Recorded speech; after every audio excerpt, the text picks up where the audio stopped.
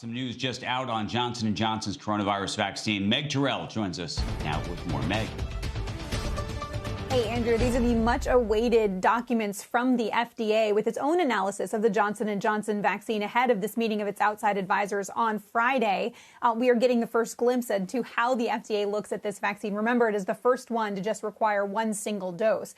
Now, the FDA has said that it wants the committee to discuss and provide a recommendation based on the totality of the data if the scientific evidence available for the vaccine show that the benefits of the vaccine outweigh its risks for people age 18 plus.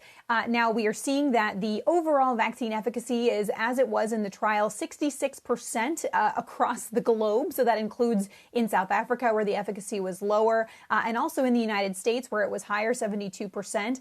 Interestingly, seeing in the documents, we'd been wondering, were there any variants of the coronavirus that could affect the efficacy here in the U.S.? And we are seeing in the documents that really most of the cases in the U.S. were the sort of older strain, about 94%. They didn't see any cases of the B117 variant associated with the UK or the P1 variant associated with Brazil.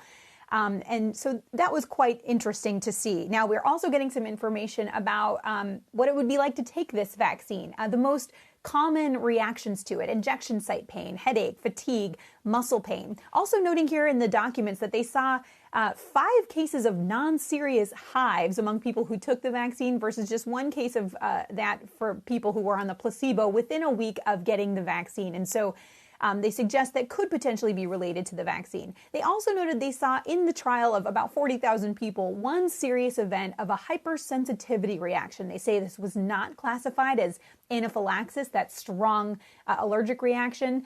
They said this was beginning 2 days after the vaccine and was likely related to the vaccine, guys. 1 case out of 40,000 people here. Importantly, in terms of the efficacy, they're showing hospitalizations after 2 weeks after getting the shot, 2 in the vaccine group, none after 4 weeks after getting the shot, versus 29 in the placebo group. And guys, no deaths for people who took the vaccine versus 7 in the placebo group. So we're going to continue to dig through this and get any more interesting takeaways for you. But overall, pretty favorable heading to the FDA Advisory Committee on Friday for potential vote.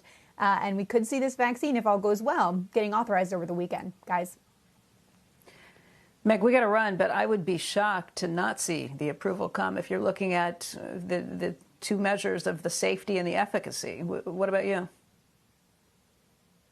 I think the overall expectation is it will get the nod. I'll be very interested to hear the discussion for 8 or 9 hours on Friday about all the ins and outs of this vaccine. We'll see the vote Friday evening.